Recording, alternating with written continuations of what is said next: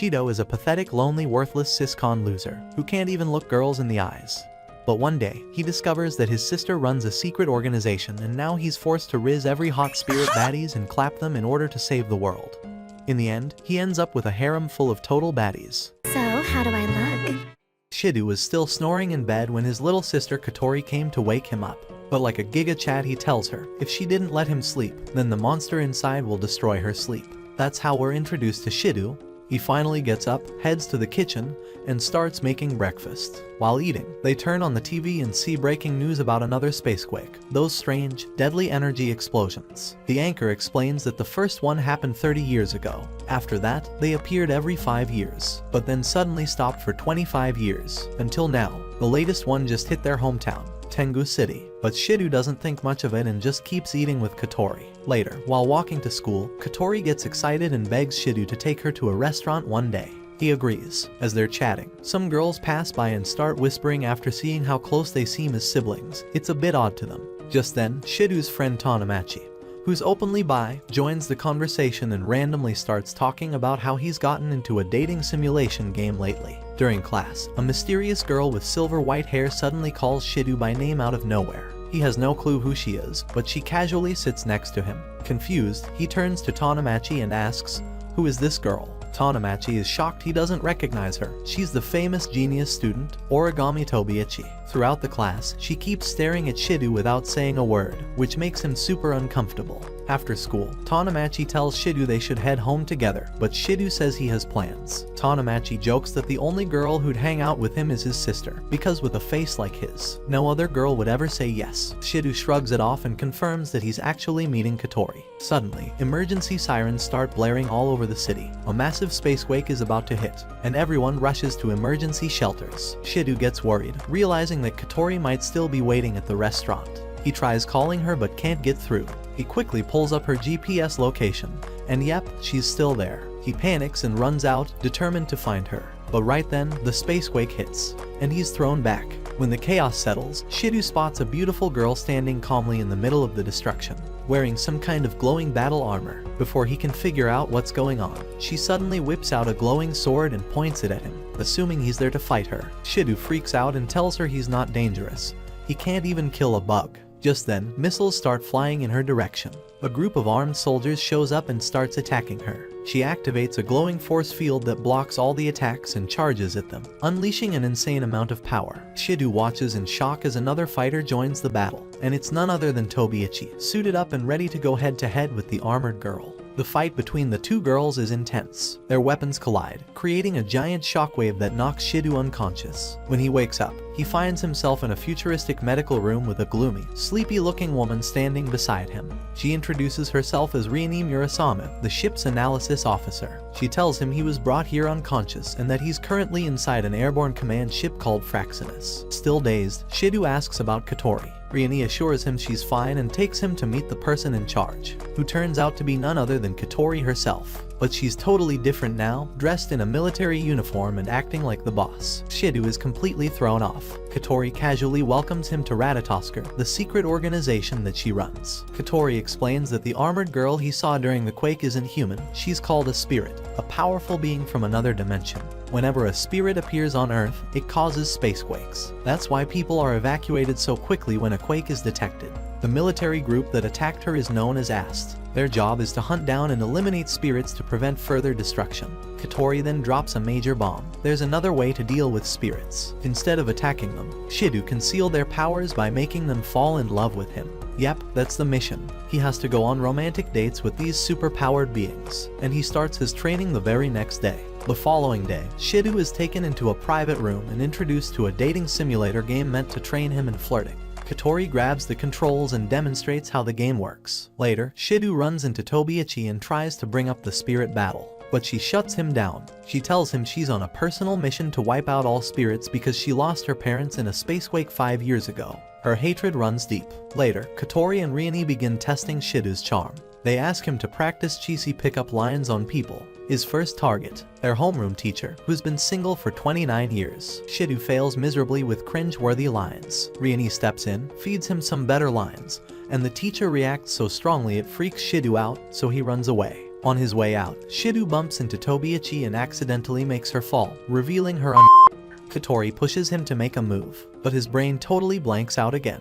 Riani helps him once more, and he ends up awkwardly asking Tobiichi on a date. She surprisingly says yes. Shido freaks out again and tries to explain it was a joke, but before he can say more, another spacequake alarm goes off. Tobiichi instantly heads out to suit up and fight. Meanwhile, the same spirit girl from before has reappeared and is hiding inside a school classroom, refusing to come out. Ast can't attack without risking civilian damage, so Katori tells Shido it's up to him to go in and talk to her. She assures him the team will guide him from the ship through an earpiece. Shido enters the classroom and is nearly vaporized by a surprise laser blast. He dodges just in time and tries to speak to the spirit calmly. The ship's crew quickly feeds him responses, but she gets angry and almost kills him again. She steps forward and prepares a powerful magic attack. Shido panics and tells her he's just a student, not there to hurt anyone. That calms her down. She recognizes him as the guy from before and lowers her weapon.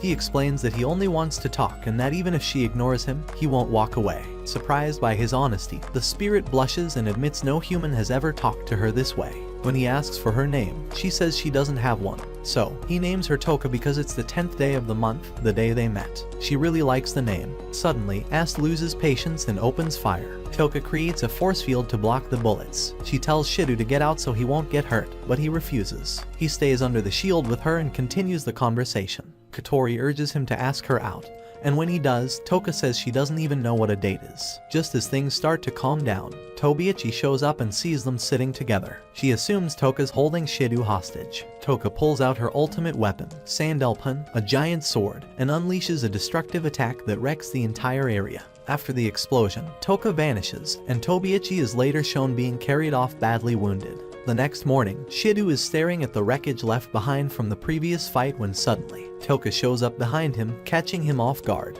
What really shocks him is that there was no spacequake alert this time. She smiles and reminds him that he invited her on a date. Shido, realizing she's still in her battle gear, her astral dress, tells her that it's not exactly date appropriate. To help her blend in, he shows her a picture of Tobiichi in a school uniform. Toka quickly changes her look with a little magic and copies the outfit.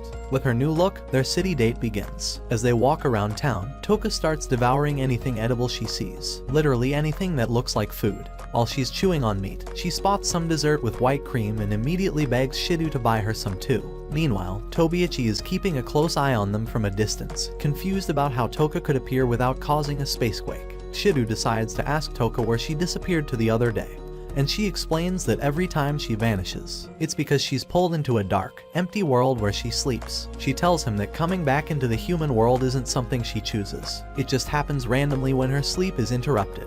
That's when Shido starts to understand something huge. Spirits like Toka don't cause the spacequakes on purpose. It's an uncontrollable side effect of their sudden arrival. Curious, he asks why one didn't happen this time. But Toka avoids the question and instead says she wants more meat, which he can't afford anymore. Eventually, they stop by a fancy restaurant. Shido tries to stop her from going in since he's broke, but Toka insists. Just when things get awkward, Tanamachi shows up and hands Shido some cash like a total lifesaver. Once inside the restaurant, Shido is shocked to see Riani already there. She casually says that they somehow managed to track and enter this dimension. As they take their seats, Katori also shows up out of nowhere. She recommends that Toka try the Overkill special course. Toka starts eating again like there's no tomorrow. Shido turns to Katori, asking what's really going on here. She casually says that she's just trying to help increase Toka's affection for him, since he's definitely not winning anyone over with his looks. Before leaving, she tells Shido to head toward the south side of the station when they finish. Following her advice, Shido continues the date with Toka. Suddenly, the area transforms into a large amusement park out of nowhere, clearly created by Ratatoskr to spice up the mood and help Shido succeed in his mission. While they enjoy their time, Toka continues stuffing herself with meat. From the shadows, Tobiichi changes into her combat gear, ready to strike. As evening sets in, Toka tells Shido that she really enjoyed herself and has started to see humans in a more positive light. Before, she thought they all wanted to kill her, but now she understands why groups like Ast are after her, because her arrival unintentionally causes destruction. She begins to feel guilty and says she might not belong in this world. Shido reassures her, pointing out that no spacequake happened this time. But Toka says this might have just been a lucky break, next time could be worse. Shido then makes a bold move and asks her to stay in the human world for good. He promises to help her understand everything about this place. Toka warns him that people like Ast will never accept her, but Shido tells her that he doesn't care. He accepts her no matter what. This shocks her, and she reaches out to hold his hand. Right at that moment, Tobiichi, who had been aiming at Toka with a sniper rifle, accidentally pulls the trigger, and instead of hitting Toka, she shoots Shido straight in the chest. He drops to the ground, motionless. Tobiichi panics, horrified that she just killed him. Toka goes into full rage mode. She summons her astral dress and her massive sword, Sandalpon, then launches a deadly attack toward Tobiichi. Alarms ring out from Fraxinus as the system warns of a spacequake. The crew is freaking out over the city's safety, but Katori remains calm. When someone asks about Shido, she coldly says that he's not going down that easily. Suddenly, Shido's body starts glowing, and miraculously, he comes back to life. Everyone on Fraxinus is stunned. Katori immediately gives the order to retrieve him. Meanwhile, Toka is burning with rage. Her energy is overflowing as she gets ready to finish Tobiichi once and for all. Tobiichi, frozen in fear, starts to reflect on how she's really no different from the very spirits she hates. As she accepts her fate, Toka prepares the final blow. But just in time, Shido falls from the sky. Toka instantly flies up, catches him, and hugs him tightly. The power in her sword suddenly overloads from the emotion, and the crew fears it might destroy everything. Katori shouts at Shido to kiss her now. He does it without hesitation, and immediately, her spirit powers are sealed once again. Her outfit disappears, and they float back to the ground. Toka smiles and asks Shido if they can go on another date. He agrees, though his wallet is basically dead. A few days later, while walking, he sees a young girl fall in the rain. He runs to help, but she quickly pulls away and tells him not to hurt her. He's confused and concerned. The next day, it rains again, even though the forecast said it wouldn't. Passing the same spot, he remembers the girl and her creepy little puppet. When he gets home, he goes straight to the bathroom, only to walk in on Toka completely naked. He rushes to ask Katori what the hell Toka is doing living in their house. Katori casually explains that after the kiss, a special bond was created between them, sealing her powers. Because of that, they're now spiritually linked. Shido asks how that's possible. Katori says they only figured it out through analysis at Ratatoskr. Rieni then adds that if Toka's emotions go haywire, her sealed powers might flow back into her. Since she feels safest near Shido, it's best for her to stay with them for now, until a proper home for spirits is built. Katori also mentions this gives Shido more opportunities to practice handling other spirits, which makes him wonder why he needs to deal with any more girls after sealing Toka's powers. She drops the bomb that there are still more spirits out there needing his special talent. She sets up a bunch of training exercises to help Shido get cozy with Toka, but every time he messes up, Toka gets flustered and whacks him for being a perv. The next day, Mana and Tobiichi argue over Shido again like usual. Suddenly, a new spacequake alert pops up, and everyone is evacuated. Tobiichi gears up for battle. Meanwhile, Rieni tells Shido that Toka's powers are sealed, so she's pretty much useless in battle now and shouldn't be exposed to danger. He hands Toka over to their teacher and rushes to Fraxinus. There, they discover the spirit currently being attacked is the same blue-haired girl Shido saw a few days ago, Yoshino. Determined to save her, he suits up and enters the building where Yoshino is hiding. She's quiet, but her puppet does all the talking for her, which creeps him out. Katori warns Shido that Yoshino's mood is crashing fast. He tries cheering her up by asking her out, but she thinks he's literally talking about dates on a calendar. Meanwhile, Toka learns from some loose-lipped crew members that Shido is out in danger and immediately rushes out to find him. Yoshino is standing up high, trying to keep her balance like she's in the circus. Shido tries to get her down, but she slips and falls, accidentally kissing him. Toka sees this from a distance and loses it, asking Shido if this was what he came to do. He's speechless. Katori alerts him that Toka's sealed powers are reawakening. Now furious, Toka starts yelling like a scolding girlfriend. Yoshino's puppet even insults her, saying Shido must be tired of her and wants someone new. Toka grabs the puppet and threatens to shut it up permanently. Yoshino rushes over to take it back, but Toka refuses and demands that Shido choose between her and Yoshino. Katori warns that Yoshino's mental state is collapsing. Shido tries to calm Toka and tells her to give the puppet back, but that only makes her more upset. She thinks he's choosing Yoshino. Suddenly, Yoshino summons her powerful ice creature, Zadkiel, who starts attacking. Shido protects Toka from the chaos, but Yoshino escapes by riding her ice beast as Ast fires at her. She manages to escape. Back at the building, Shido tries to comfort Toka, but she pushes him away, thinking he clearly prefers Yoshino now. After everything that happened, Toka was feeling really down and completely shut herself off from Shido. She avoided him completely, refusing to speak. Rieni decided to personally check on her and give her a bit of emotional support, hoping to figure out what was going on in Toka's head. Meanwhile, Katori and Kayue were back at the building trying to make sense of the situation between Shido and Yoshino. They were confused. Shidu kissed Yoshino, so why didn't that seal her powers like it did with Toka? Something didn't add up.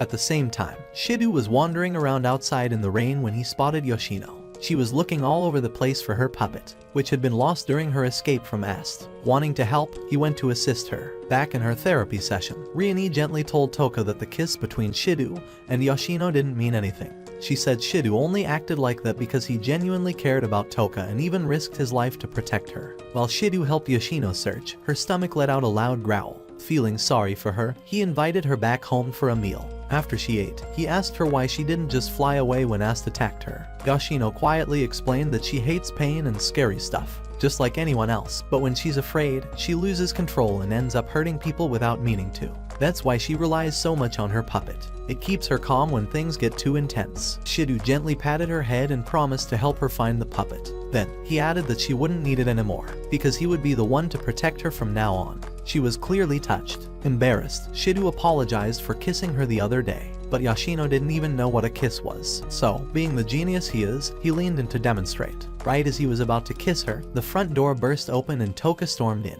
She had come to apologize for the way she treated him, but froze when she saw the two in a very suspicious position. Fuming with jealousy, she left without saying a word and later took out all her frustration on her poor, innocent pillow. Later, Shidu got intel that Yoshino's missing puppet had been located in Tobiichi's house. He rushed over to her place and rang the bell. She let him in and offered him some nasty-looking tea before disappearing into the bathroom. While she was gone, Shidu used the opportunity to sneak around her place like a total thief until he finally found the puppet. He quickly sat back down and tried to act normal. Tobiichi came back, looking a little too comfortable as she sat close to him. Despite being distracted, Shidu asked her why she hated spirits so much. He tried explaining that not all spirits were dangerous, using Toka and Yoshino as examples, but she wasn't having it. She said a spirit took her parents away 5 years ago, and no matter what anyone said, she couldn't forgive them. Shidu explained that Toka's powers were sealed now, so she wouldn't cause any damage anymore. Still, Tobiichi said no one could guarantee that things wouldn't go wrong again. Shidu pleaded with her to at least try understanding spirits and not immediately treat them as enemies. She didn't give a straight answer. Before she could say more, her phone rang. Another spacequake was coming. She stood up, ready to leave, but Shidu quickly asked if a spirit has lost her powers, would you still attack her? She paused for a second and said that although she might want to, the final decision wasn't hers, it was up to her superiors. Meanwhile, Ast caught up with Yoshino and began attacking again. Yoshino tried to run, but they knocked her down. She panicked and called out Zadkiel, her massive ice monster, which started fighting back. Ast kept firing while Yoshino escaped. Toka spotted the situation from a distance and rushed in. At the same time, Shidu called out to Yoshino from afar. He tried to hand her puppet back, but before he could reach her, Tobiichi shot a high-powered laser at Yoshino. It hit her hard, and Zadkiel started charging a deadly counterattack, not caring that Shidu was standing right there. Toka saw it happening and panicked. She tried summoning Sandalpin to save him, but it wouldn't work.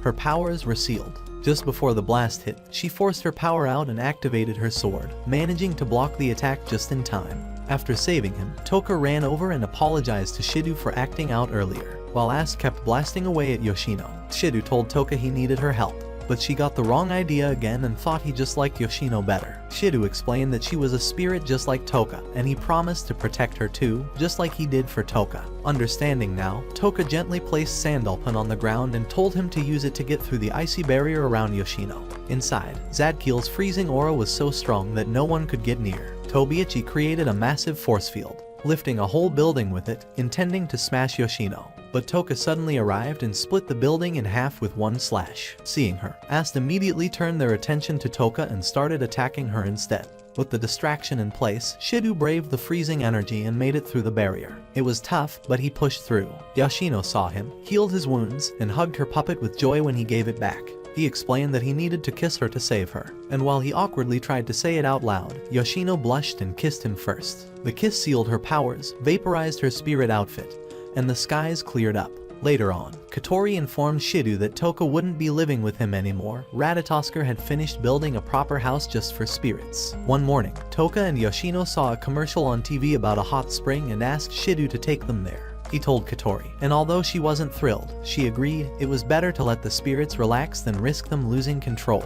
Meanwhile, at Ast headquarters, the Mech team's captain and her squad also decided to visit the same hot spring, calling it a mission, though it was clearly just an excuse to hang out. Tobiichi wasn't thrilled, calling her team ugly and saying they should be training instead. Right then, Shidu called her to ask if he could keep the book she gave him for a couple more days. As they talked, she overheard Toka's voice in the background. Furious, she crushed the ken in her hand from pure rage. Shidu, Riani, and the girls began their trip, but along the way, Toka got jealous of how Shidu treated Yoshino and ended up destroying their car. Meanwhile, Ass took a hidden underground train to the hot spring, pretending it was for terrain analysis. But their train broke down too, and they had to continue on foot. Shidu's group was already walking anyway because Toka had totaled their ride. Toka felt guilty, but Shidu reassured her he wasn't mad. Meanwhile, Fraxinus detected Ast heading toward the spirits. Unaware that Ast wasn't planning to fight, someone from the crew panicked and ordered barriers be set up to block them. So both sides started fighting for no reason, causing huge environmental damage. Back with Shidu's group, a sudden explosion forced them to hit the ground. Yoshino dropped her puppet and burst into tears, triggering freezing weather and heavy rain. Shidu calmed her down, promised to retrieve the puppet, and the rain instantly stopped. He ran into the chaos to find it while Ast and Ratatoskr kept clashing.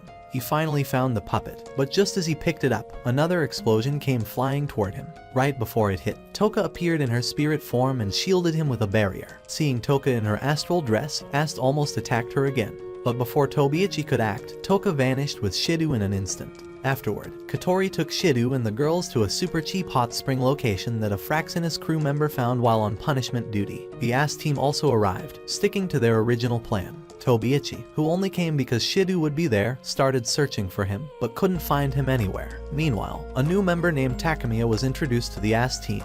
They were shocked to hear that she once defeated a spirit. She sat next to Tobiichi while the captain showed the team footage of their last fight with Yoshino. Tobiichi asked Takamiya about the spirit she fought. Takamiya said it was very different from the ones they usually faced, which is why she got transferred to this squad. While watching the screen, Takamiya spotted Shidu and was surprised. Tobiichi looked nervous. After the meeting, she told Takamiya that Shidu never mentioned having another little sister. Takamiya asked if she knew him, and Tobiichi casually replied that she and Shidu were lovers, leaving Takamiya absolutely stunned. Soon after the chaos, a new student transfers into Shidu's class. Her name is Kirumi, and the moment she introduces herself, she casually announces that she's a spirit, shocking everyone in the classroom.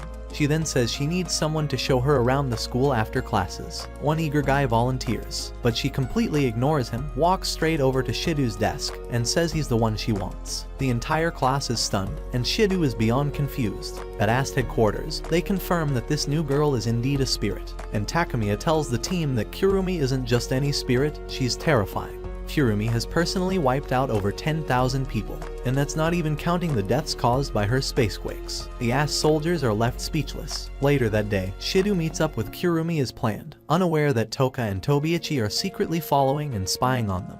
While talking, Shidu, following the dumb advice from the Fraxinus crew, awkwardly asks Kirumi the color of her under. Instead of getting mad, Kirumi smirks, teases him, and makes a very suggestive move before he stops her just in time. Trying to change the subject, Shidu asks why she called herself a spirit. Kirumi says not to act like he doesn't already know, making him even more confused. When he asks how she knows so much about him, she refuses to give any answers and instead leans in close, saying she's liked him ever since she heard about him. She suddenly grabs his hand and flirts hard, making Shidu seriously question what he's gotten into, until the two spies fall out of hiding and accidentally reveal themselves. As they part ways, Kirumi whispers something wild in Shidu's ear, "Next time we're alone, I'll eat you." Shidu turns pale and thanks the heavens that Toka and Tobiichi interrupted when they did. Who knows what might have happened otherwise. On her way out of school, Kirumi crosses paths with a group of cocky guys trying to mess with her. She plays along, pretends to agree to go with them, then lures them to a hidden spot where she literally devours them. Takamiya shows up just in time, but Kirumi disappears before anything can happen. A few minutes later, Takamiya runs into Shidu, who's walking home with Toka and Tobiichi. Out of nowhere, Takamiya jumps at him, calling him big brother and hugging him tightly. Shidu is left wondering who this girl even is. She follows him home excitedly, super hyped that her big brother is alive. Katori, however, gets irritated and the two girls argue over who's the real sibling. Later, Shidu asks Takamiya where she's been all this time. She dodges the question and quickly leaves, leaving everyone wondering what she's hiding. The next day in class, the homeroom teacher starts roll call and realizes that Kirumi isn't present. Everyone's confused. Why would a new student already be skipping school? Takamiya confidently says she won't be showing up again. only for Kirumi to walk in seconds later like nothing happened, surprising everyone. During lunch, Shido gets a secret message from Katori, asking him to meet in the physics lab. When he gets there, she and Riani show him shocking footage of what happened the previous day. With Takemiya, ambushed Kirumi and totally obliterated her. But now she's back in school like nothing happened. They have no idea how she survived. Meanwhile, Tobiichi meets Kirumi in the locker room and bluntly asks how she's even alive after yesterday's attack. Without warning, creepy shadowy hands rise from the floor and pin Tobiichi down. Kirumi looks down at her and says all their efforts are a waste of time. When Tobiichi asks what her goal is, Kirumi casually reveals that she came to the school for one reason. She wants Shido and everything inside him. Later after school, Shido approaches Kirumi and nervously asks her on a date. He's only doing this because Katori ordered him to, hoping they could learn more about her. Kirumi smiles, thrilled, and says yes. As she walks away, Tobiichi appears and demands to know what Shido was doing with the devil. He dodges her questions and quickly walks off. Back home, Toka does a weird dance in front of Shido and pulls out a ticket from between her. She's scheduled a date with him for the next day. He's speechless. Right after, Tobiichi also calls him and asks him to meet her the next day too. Now Shido's in deep trouble. The next day, he has to juggle 3 girls in one day, making sure none of them find out about the others. Fraxinus agrees to help him manage this disaster. He starts with Toka at the aquarium and after some time, fakes a stomachache to slip away. He races off to meet Kirumi, who drags him into a lingerie shop to pick out some sketchy outfits. While there, a few classmates see him and start to approach. Shido fakes another stomach emergency and bolts. He then heads to meet Tobiichi at a restaurant. She tells him she was worried he'd be alone and that he should come stay at her place afterward, catching him completely off guard. Just as they're about to eat, Shido spots Toka running across the street and starts choking. He dashes off again. He keeps running around trying to balance all 3 dates, nearly collapsing from exhaustion. On top of that, his classmates are still trying to expose him. Luckily, Yoshino appears out of nowhere and distracts them. Later, finds a quiet spot by the forest to catch his breath. That's when he spots a group of shady people torturing a cat for fun. Kirumi shows up, ready to join in just to make things worse. Suddenly, the Fraxinus team loses all signals from her, making everyone panic. At the same time, Toka and Tobiichi run into each other and realize Shido has been juggling them both. They assume he's with a third girl now and go storming off to find him. Shido returns to where he left Kirumi, but she's gone. Katori calls and tells him they've detected a huge spirit energy surge in the forest. He rushes in and is horrified to see blood everywhere, and even a severed foot. Then he sees Kirumi, grinning wickedly while gunning someone down with her clock eye glowing. Shido turns to run, but shadowy hands grab him and drag him back. Kirumi pins him down and says she's ready to make him her next meal. Just as things are about to get ugly, Takemiya appears and launches a full-on assault using her weapon, slashing Kirumi and severely injuring her. Shido is horrified and asks how she can be so cold about this. Takemiya says she's just doing her job, taking down spirits. She adds that Kirumi is a rare type who keeps reviving no matter how many times she's killed, which is why she must keep hunting her down. Even when Shido tries to defend Kirumi, Takemiya shuts him up and traps him in a barrier. Later that evening, Toka drags Shido away to hang out, and during their time together, he shares his doubts about Kirumi. He wants to stop her from hurting anyone else, but he doesn't know how to approach her. Toka calmly tells him that Kirumi is still a spirit, just like her and Yoshino. She says the only difference is that someone cared about her, while no one did the same for Kirumi. If Shido hadn't reached out to her, she might have turned out just like Kirumi too. Inspired by her words, the next day Shido meets Kirumi and tells her he wants to save her. She doesn't react emotionally. Instead, she runs off to the school rooftop and causes a full-on blood-soaked incident to see if Shido is serious about helping her. Cameras around the school get stained in blood, students collapse, and chaos erupts. Meanwhile, Takemiya storms into Katori's office, furious that she keeps sending Shido into danger without backup. She tells Katori she's taking full responsibility for him from now on. Katori laughs and says she'd never leave Shido in the hands of a corrupt company like Deus Ex Machina. Takemiya is shocked Katori knows about her ties to them. Katori reveals she knows Takemiya was transferred from their unit. Takemiya admits she owes that company everything and can't abandon them. But Katori drops another bomb. Fraxinus analyzed Takemiya's saliva and found that the company injected her with massive amounts of spirit energy, cutting her lifespan to just 10 years. Takemiya is speechless, she never knew. Before they can say more, they both get a call. Something terrible is happening at the school. They immediately rush out to face it. While chaos was breaking out on the rooftop, Shido noticed something strange. Toka and Yoshino were both writhing in pain. completely overwhelmed, while he seemed perfectly fine. Confused, he asked Riani what was going on, and she explained that both Toka and Yoshino's spirit powers were currently sealed inside of him. That's why they were reacting and he wasn't. Suddenly, Kirumi's voice echoed from above. She was calling him to come up to the rooftop if he had something to say to her. Without hesitation, Shido took off. Tobiichi, meanwhile, activated her mech gear and also made her way up, but before she could reach the roof, one of Kirumi's creepy clones blocked her path. Down below, Toka realized Shido was walking into serious danger, so she forced herself to unlock her sealed powers, but right as she did, another version of Kirumi jumped her and attacked. On the rooftop, Shido finally came face to face with Kirumi, who was standing calmly in the middle of a magical barrier. He asked her what in the world she was doing, and she explained it was a special trap called the Time-Eating Castle. It drained time from anything that stepped into her shadow. She also pointed to the glowing clock in her left eye, telling him it kept track of her remaining lifespan. Using magic cost her time, so to refill it, she stole it from others. Kirumi then told him the real reason she came to the city. She wanted him. And not romantically, she literally wanted to consume his time by devouring him. Shido offered himself to her as long as she promised to leave the others alone.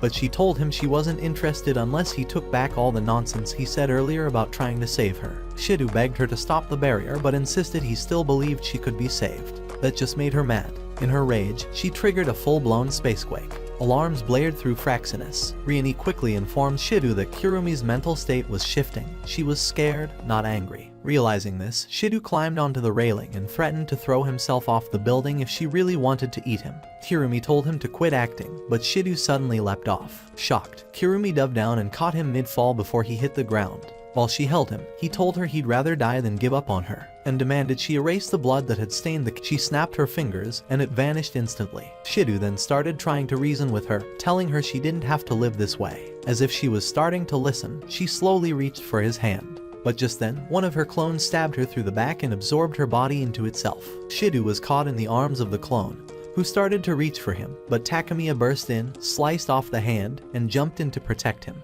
Kirumi, now as her clone self, summoned a custom-made gun and timepiece. With a single shot, she reversed time, regrew her injured arm, and instantly reappeared behind Takemiya to blast her again. Toka and Tobiichi arrived on the rooftop, but before they could help, Kirumi summoned an army of her clones. She explained to Takemiya that no matter how many times she was defeated, she could never die, because she existed in countless versions, each from a different timeline. She then restrained them both and activated another massive spacequake, but Katori suddenly teleported in, stopping it with a powerful energy wave of her own. Now dressed in her own spirit outfit, shocking everyone, she summoned her weapon, ready for battle. A huge fight broke out. Katori clashed with Kirumi in a fierce back and forth. Just when Katori seemed to be gaining the upper hand, Kirumi froze time, called in every clone she had, and unleashed a storm of attacks. She then walked up to Katori and fired a bullet into her skull, knocking her down. Kirumi started laughing, thinking she'd won. But right in front of her, Katori's wounds healed, and she stood up again like nothing happened. Stunned, Kirumi ordered her army of clones to swarm,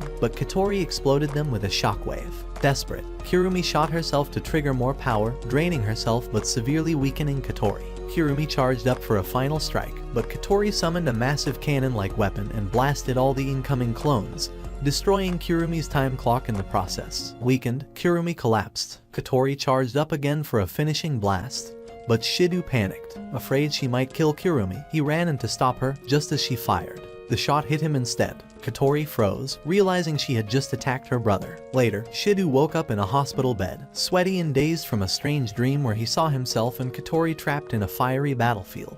Riani was there and told him everyone survived, although Kirumi escaped. She laid his head on her chest and comforted him gently. After he recovered a bit, Riani took him to Katori's room. He asked Katori straight up if she was a spirit. She replied that she was human, though the data said otherwise. She explained she was born human, but about 5 years ago, she somehow gained the powers of a spirit. Shido remembered his dream and told her about it, and she was surprised how accurate it sounded. When he asked how she got her powers, she said her memories were hazy. They figured someone must have erased them. He asked how she had managed to keep her powers under control this long. Katori said it was thanks to him. He was the one who sealed her powers 5 years ago, though neither of them remembered doing it. That's why Ratatoskr picked him to seal other spirits. Shido asked why he had healing powers, and Katori explained that it was because of her spirit energy inside him. She then punched him in the gut and said he nearly died earlier. If she hadn't snapped out of her berserk mode, she might have finished him off. He asked if her powers would go back to him like with Toka and Yoshino. She said no, because she had fully regained her spirit energy. He would need to seal her again the same way, by making her fall in love with him and kissing her. Suddenly, Katori collapsed from exhaustion. Rieni rushed in and later told Shidu that Katori could only hold her powers for 2 more days. If he didn't seal them again soon, she'd completely lose herself and become something dangerous. Later, Shidu went to the hospital to visit Takemiya but wasn't allowed in, so he met with Toka instead. As they spoke, she asked him about the mysterious flame spirit who appeared during the fight with Kurumi. Shidu claimed he didn't know. She looked concerned and explained that 5 years ago, a flame spirit had burned her parents alive right in front of her, and ever since, she had joined Ast in hopes of finding and stopping that spirit. Determined, Shidu started getting ready for his upcoming date with Katori. But instead of preparing seriously, he spent most of his time hanging out with the other girls. That night, he met with the vice commander of Ratatoskr, who told him he had footage from the fire 5 years ago, the same day Katori turned into a spirit. Shidu watched the video and noticed something weird, a strange figure standing next to him and Katori that day. He guessed that being might have triggered Katori's transformation. As he tried to recall more, he passed out from mental overload. The next day, the date day, he met with Katori. He tried using every flirting tip he found online, but nothing was working. He panicked, realizing that if things kept going like this, he'd never be able to save her. Later, Katori stepped away for a bit, and Shidu sneaked off to talk with Fraxinus about new pickup lines. While doing that, he caught sight of Rieni tending to Katori, who looked like she was in pain. Furious, Shidu hid nearby and overheard their conversation.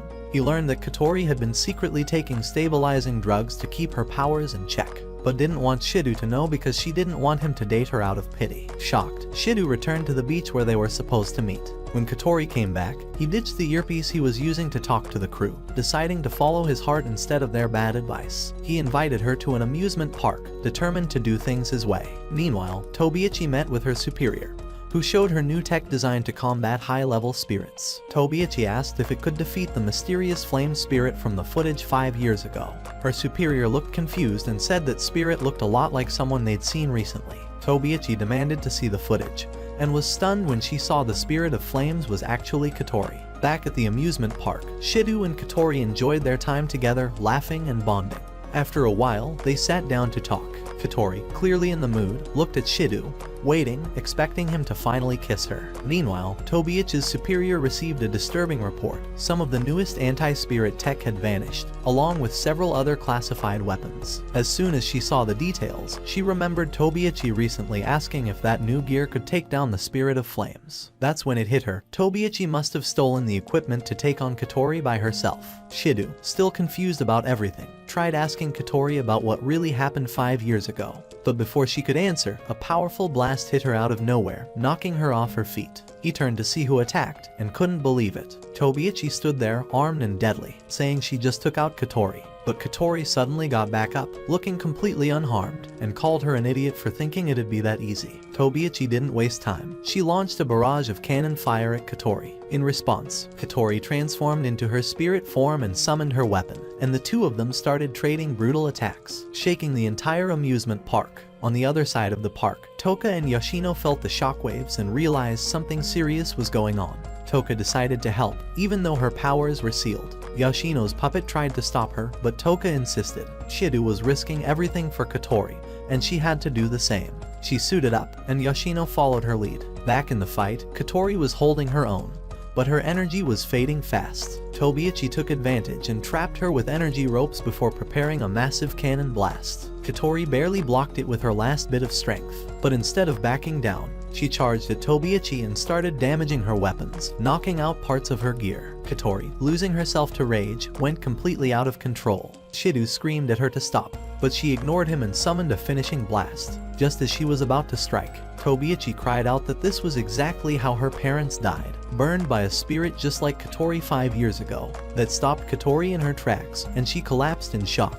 Tobiichi powered up another shot, but Katori managed to block it again. Shidu rushed in between them and begged Tobiichi to stop. She refused, saying this was her mission for the past 5 years. He asked if she was trying to destroy the flame spirit or just his sister. Confused, she told him that Katori was the flame spirit. She got ready to fire again. Right then, Toka and Yoshino jumped into the scene, distracting Tobiichi just long enough for Shidu to grab Katori and run. While the others fought, Shido confessed his feelings to Kotori, embarrassing her. She admitted her feelings too, and the two kissed, sealing her spirit powers, healing Shido's wounds, and ending the threat. Afterward, Shido turned to Tobiichi and said if she really wanted to fight the spirit of flames, she was aiming at the wrong person. That power now lived inside him. He explained that someone else was responsible for Kotori's transformation 5 years ago. Tobiichi didn't fully understand, but her body gave out from exhaustion, and she collapsed. Elsewhere, Kurumi reappeared in another part of the city. Back at Fraxinus, Rieni surprised Shido by saying the date with Kotori didn't actually boost her affection levels. They were already maxed out. Shido was stunned. Kotori turned red with embarrassment and kicked him in the face, blaming the data machine for being broken. After things calmed down, Kotori told the crew that her memories of the incident from 5 years ago were slowly coming back. But since they couldn't rule out the idea that their memories had been wiped, she said they needed to start writing down anything they remembered, just in case. As she was leaving, Kotori asked Shido if what he said during their kiss was really true. He replied that it was, except the part about loving her like a real girlfriend. He meant it in a sister way. Furious, Kotori stormed off.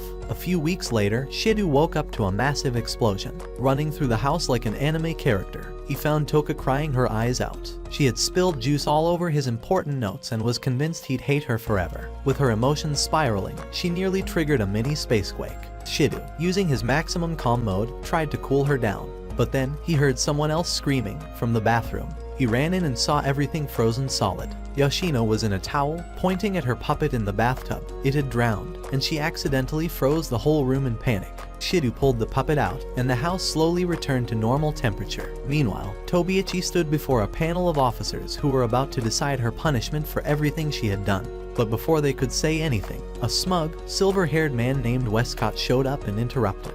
The entire mood shifted. Back at home, Toka and Yoshino secretly listened in on Shido and Kotori having a sibling fight. Kotori was annoyed at Shido for sleeping all the time, and Shido replied that he actually had school responsibilities. While making breakfast, he jokingly called it a meal for his two girlfriends. Meanwhile, two bitter girls from AS talked trash about Tobiichi's suspension. They said she was lucky they didn't kick her out completely, and they couldn't understand why someone from Deus Ex Machina, aka DM, had stepped in to protect her. Just as Shido was about to enjoy breakfast with his girls, he got a message from Tobiichi. She was waiting outside his house, and judging by her tone, she clearly wanted something physical. He left immediately. Before he could sneak out, Toka asked him to take her out instead. When he said he'd do it later, she and Yoshino sat down to watch a romantic drama about a man who leaves his wife, something that mirrored their own chaotic relationships. Outside, Shido found Tobiichi weirdly hiding behind a lamppost. She acted like he had invited her, even though he had no clue what she was talking about. She insisted they talk in private and dragged him into a public restroom. Shido freaked out as Tobiichi did something suspicious, lifting her skirt and making him panic. She teased that she wanted to show him her true self, but he wasn't having it. Eventually, Shido told her the real reason he came, to talk about that day she nearly killed his sister. He tried to convince her that Kotori wasn't the spirit who ruined her life and begged her to believe him. After some stubborn back and forth, Tobiichi finally said she trusted him. She even thanked him for not turning her in for attempted murder. As they walked out, she randomly asked him if he was even human. Back at home, Toka was determined to play perfect housewife and decided to clean Shido's room. While tidying up, she found a suitcase that looked just like one from her favorite drama, a suitcase that usually meant someone was leaving. Panicked, she ran through the house looking for him and eventually found him in the women's restroom, with Tobiichi. Heartbroken, Toka collapsed in front of them, thinking she was about to be dumped. Through her tears, she asked why he'd choose someone like Tobiichi over her, someone who breaks down emotionally every 5 minutes. Shido chased after her. When he found her, she accused him of liking Tobiichi more. That's when Kotori called and warned him that Toka's emotional state was spiraling, and worse, her spirit powers were slowly returning. Rieni added that if the bond between her and Shido weakened completely, a new spacequake might erupt. To prevent that, Kotori told Shido to do what he always does, take her on a date and rebuild the connection. Shido later asked Toka out, hoping to calm her soul. But things got worse when she couldn't eat her favorite bread during the date. Her mood dropped harder than my ex. Back on the Fraxinus ship, Kanazuki came back holding a bunch of bread like it was a gift. Kotori told him to give some to Shido. Everything had calmed down now, and Toka returned home smiling and happily eating her bread. Later, Shido packed a suitcase to help Tobiichi buy stuff for their school trip, just like he promised. But when Toka saw him holding a suitcase, she panicked. It reminded her of someone leaving forever, so she secretly followed him. At the train station, she saw him with Tobiichi and thought he was leaving her behind. Freaking out, she used her powers, grabbed Shidu's suitcase, and ran off. Since Toka's spirit powers were now out of control, the whole city went into alert. Shidu chased after her and finally found her in the park. He explained everything, that he wasn't running away, just going shopping. But her powers were already going wild, and she accidentally hurt him. Back on Fraxinus, Rieni told everyone that Toka had reached the danger zone. Her spirit energy could destroy everything, including herself. But Katori told the crew to hold back. She trusted her brother to fix this. Shidu didn't give up. Even though he was in pain, he kissed Toka. That calmed her down and sealed her powers again. Elsewhere, Westcott got a report from Ellen, his assistant. She found the spirit called Princess again, the same one who vanished 3 months ago from Tengu City. She was now going to school at Raisin High under the name Itsuka Toka. Westcott was interested and wanted to dig deeper. At school, everyone was getting ready to fly out for the trip. But then came the big surprise. Toka showed up wearing a boy's school uniform. Shidu looked like he was about to faint because the shirt didn't even fit her properly. Everyone was speechless. The teacher said that wearing boy clothes didn't actually make her a boy, but Tobiichi stepped in and said that Toka had guts for doing it. She even joked that if Toka wanted to switch sides, then Shidu should move into the girls' dorm to match. Tired of all the drama, Shidu begged the teacher to let it go. She agreed and let Toka and Tobiichi sit next to Shidu on the plane. On Fraxinus, Katori got some strange info. The company paying for the school trip was actually owned by Deus Ex Machina. That was suspicious. On the plane, Shidu sat between Toka and Tobiichi, and they kept arguing the whole time. Tobiichi told him to look at the clouds. Toka got upset when he didn't look at the carpet. Then, a woman with giant glasses took a photo of Toka. Shidu didn't know who she was, but Tobiichi said she was the trip photographer. What she didn't say was that the woman, Ellen, was spying on them for DM. Ellen tried going back to her seat, but 2 nosy students kept asking her random questions. Annoyed, she walked off. When they landed on the island, Toka ran straight to the ocean. Shidu followed her, but their teacher said they had to visit a museum. Toka suddenly said she felt someone watching them and ran away. Ellen tried to go after her, but Mai and Mai showed up and distracted her by holding her hands and pulling her away. Shidu chased after Toka, and suddenly a strong storm hit. A trash can flew into Toka, knocking her out. As Shidu carried her, 2 new spirits appeared, fighting like crazy. One was Yuzuru, who wore a tiny outfit made of ribbons. The other, Kaguya, was dressed the same. They were arguing about who the real Yami was. Shidu tried to talk to them, but they said this was their sacred battle. Then Yuzuru said they had been fighting forever and getting nowhere. So, she suggested a new way to settle it. Whoever won Shidu's heart would be the winner. Back with the school group, Tobiichi was worried when Shidu didn't come back. She was about to go look for him when she saw him returning with the 2 new girls and an unconscious Toka. Seeing that the new girls had bigger curves, Tobiichi's jealousy exploded. At school, their teacher Tammy added Yuzuru and Kaguya to Shidu's class. The girls quickly became obsessed with him, always fighting for his attention. They even revealed that they were once a single spirit, but split into 2. Their goal was to see who deserved to exist when they joined back into one being. Shidu was overwhelmed. He went to the pool for peace, but both girls followed and got in the water. Kaguya told Yuzuru to try seducing him first, but Yuzuru knew it was a trap and refused. They started arguing again, now about who had the bigger chest. Shidu told them to calm down, but then the door opened, and Toka walked in wearing her swimsuit. She jumped into the pool and saw Shidu surrounded by the twins. He quickly explained they tricked him. But then, every other girl from the class ran into the pool, and Shidu had to swim away while covering himself. Toka helped him hide behind a rock so he could escape, but just as he tried to get out, he slipped and fell back into freezing water. Meanwhile, Ellen contacted her ship and told them to prepare a unit called Bandersnatch, just in case things got out of hand. Back at the resort, Yuzuru and Kaguya weren't done. They snuck into Shidu's room late at night, both trying to win him over. Shidu sat there, completely embarrassed, wondering why girls were always fighting over him. At the same time, Toka and Tobiichi argued over who would take care of Shidu. Their fight got louder until Mai and Mai told them to settle it properly. As the group walked towards Shidu's room, Ellen ordered Bandersnatch soldiers to surround the area. But when Ellen tried to peek in, a pillow hit her in the face, exposing her. Mai and Mai noticed her instantly. Inside the room, Shidu begged the twins to stop treating him like a prize. Outside, their teacher Tammy noticed the late-night noise and walked towards Shidu's door. Right as she got there, a completely naked Shidu tried sneaking out, but slipped and landed face first on her, flashing everything. Above Erubai Island, James Paddington and his team kept a close watch on the resort. When he didn't get any updates from Ellen, he immediately told his people to pull back all 3 Bandersnatch units. The next day, Shidu waited on the beach for Yuzuru and Kaguya. He was following Rieni's plan, hoping to find a way to settle things peacefully. Rieni suggested that if both girls were allowed to try winning his heart, they might follow her advice during the process, which would give them a little control over the situation.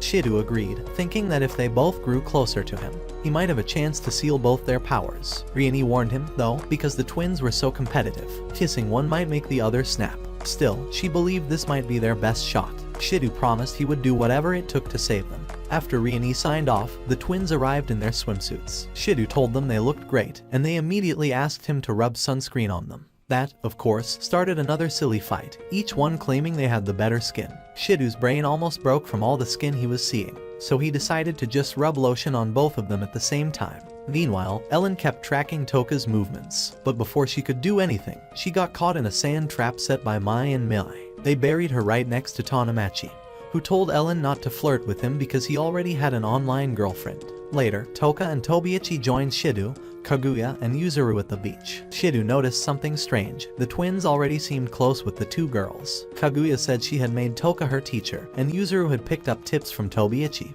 who was now her mentor. Tobiichi asked what they were all doing at the beach. Shidu struggled to answer until Rieni showed up and said they were there to play volleyball. Shidu pulled her aside and asked why she came without warning. She said the plan had to change once Toka and Tobiichi joined in. The match began. Rieni paired Shidu with the twins, while Toka and Tobiichi were on the other team. Shidu worried that none of them would be able to cooperate. Kaguya and Yuzuru were always fighting, and Toka and Tobiichi weren't exactly friends either. But Rieni had a secret plan. At first, the twins couldn't work together, and Toka and Tobiichi easily took the lead. They even made fun of the twins for being so out of sync. That fired up Kaguya and Yuzuru, and soon they started working as a team. They scored points, cheered together, then instantly went back to bickering. Later, behind a small hut, Shidu met with Rieni again and asked if this plan was really going to work. Rieni wasn't so sure anymore. Just then, Kaguya showed up and nervously asked to speak with Shidu alone. Rieni was surprised. It wasn't part of the strategy. Kaguya tried to act cool, but when Shidu looked at her kindly, she got flustered and blushed. Then she told him something surprising. She wanted him to choose Yuzuru instead of her. Soon after, Yuzuru also came to talk to Shidu, and told him to pick Kaguya instead. Without knowing what the other said, both girls asked Shidu to choose their twin. They didn't care about winning anymore, they just wanted the other to live happily. Shocked, Shidu asked if one of them would really disappear if he chose the other. They confirmed it. Kaguya said that's why she started the Battle of Charm in the first place. Yuzuru admitted she only accepted the challenge because she wanted Kaguya to be happy. They both said the other was cuter and more deserving to live on. Then they gave him a warning. If he didn't choose either of them, they'd destroy the entire island. That night, Shidu told Toka everything. But while he was talking, Kaguya and Yuzuru overheard him, which kicked off a new fight between them. Elsewhere, Tobiichi walked outside the hotel looking for Shidu but came across a lone Bandersnatch. Before it could attack, Rieni appeared and asked what she was doing out there. Tobiichi hesitated for a second, and the robot launched at them. Back on Fraxinus, Kanazuki made a bold move. He launched a special unit called Folium and turned off the ship's invisibility, revealing their location. The ship quickly disappeared again, but not before Paddington recognized it as Ratatosker's airship. He immediately ordered his crew to prepare for battle. Meanwhile, the argument between Kaguya and Yuzuru got more intense. Both were angry at each other for being so selfless. They decided to end it once and for all, with a final duel. The last one standing would be the winner. They clashed hard in a fierce battle. Shidu tried yelling at them to stop, but they didn't listen. At the same time, Fraxinus was under heavy attack. Kanazuki, for some reason, was shaking in excitement. Seeing this, Shizaki contacted Katori and asked if he had...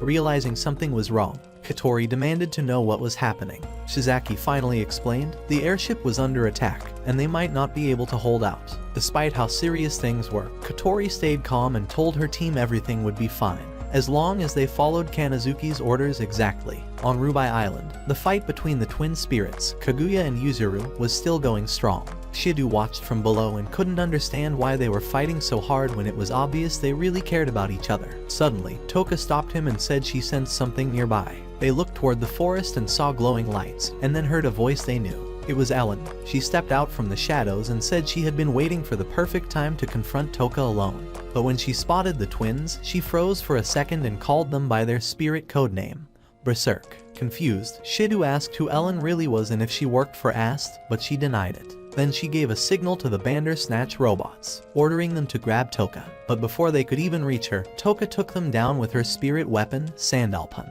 Ellen now had proof Toka was definitely the spirit known as Princess. Calmly, she asked Toka to come with her. Toka refused and raised her sword at Ellen. Shidu rushed in and begged her not to attack an unarmed person. But Toka stood firm. She said Ellen had a strange and dangerous aura, even worse than ass soldiers. Right after that, Ellen suited up in her combat gear and said she'd fight Toka herself, no backup, just her. Without wasting time, Toka charged in with Sandalphon. The two clashed in the air, moving fast and hard. Ellen blocked a few strikes and called Toka weak. She broke through Toka's guard and shattered her sword, sending Toka crashing to the ground. Worried, Shidu tried to run to her, but the Bandersnatch units blocked his way. Ellen told them to capture Toka and take her away. Shidu, frustrated and helpless, suddenly shouted her name, and something crazy happened. All the Bandersnatch robots exploded. Sandalphon appeared in his hand, just like it had with Toka earlier. Both Ellen and Shidu were shocked. Somehow, he had summoned Toka's angel. Meanwhile, Fraxinus and the enemy ship, Arbatel, were still fighting above like a full-on war was going on.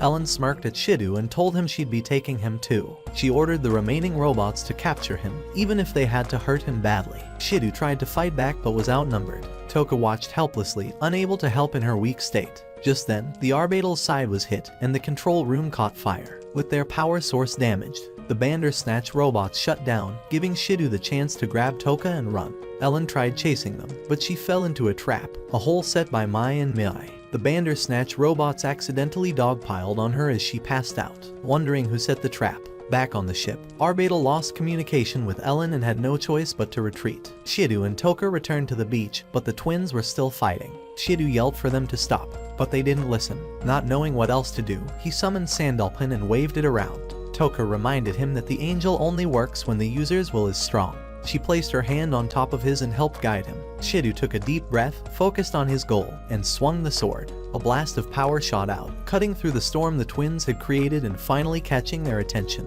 Shidu told them he had a way to help. He could seal both of their spirit powers so they could live without disappearing. At first, the twins didn't trust him because, well, he's a guy. But when they imagined what life could be like, they agreed to give it a shot. Just then, the Arbatel ship came back, flying overhead. Paddington was determined to capture Toka and the twins. The twins glanced at each other and nodded. Together, they summoned their angels and combined their powers into a massive bow and arrow. In perfect sync, they fired and blew the ship out of the sky. After that, they turned to Shidu, thanked him, and kissed him at the same time. Their astral dresses faded as their spirit powers got sealed inside him. But then, Toka appeared behind them, furious, demanding to know what Shidu was doing. The twins jokingly told her that Shidu pulled a weird move on them. Toka screamed his name loud enough to shake the beach. And that's where this video ends. If you want to see the next part, smash the like button and subscribe to the channel. Until then, watch this following video and I'll see you in the new one.